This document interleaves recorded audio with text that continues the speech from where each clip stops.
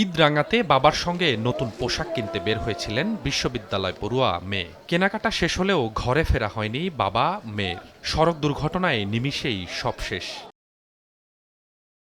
Shopping শেষে শুক্রবার রাত ৯টার দিকে মোটরসাইকেলে একমাত্র মেয়ে তৃষাকে নিয়ে বাসায় ফিরছিলেন গণপূর্ত অধিদপ্তরের অফিস সহায়ক সাজু আহমেদ সুমন। রাজধানীর সায়েন্স ল্যাব মোড়ে পৌঁছালে ধাক্কা দেয় বালুবাহী ট্রাক। ঘটনাস্থলেই মারা যান সুমন। পথচারীরা তৃষাকে উদ্ধার করে ঢাকা মেডিকেল কলেজ হাসপাতালে নেওয়া হলে মৃত ঘোষণা করেন চিকিৎসক। যা দেখে আমার ভাই মাথার থেকে পুরো ক্ষত ক্ষত অবস্থা, মগজটা পর্যন্ত বাইরে বেরিয়ে গেছে, হেলমেটটা একদম গুঁড়ো গুঁড়ো হয়ে গেছে। আমাদেরকে বলছিল যে তোরা কর, আমি তো এখন আসতে পারবো না, আমার আরেক জায়গায় দাওয়াত আছে এবং আমি ইফতারির পরে আমার মেয়েকে নিয়ে আমি একটু মার্কেটে যাব।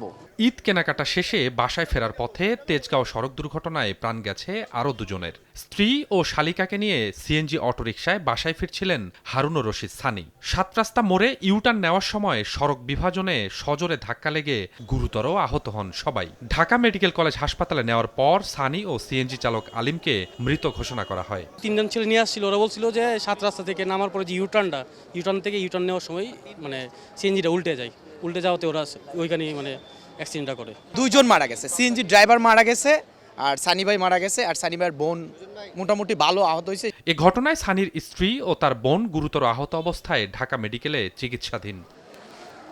স্বপন আহমেদ, সময় সংবাদ, ঢাকা।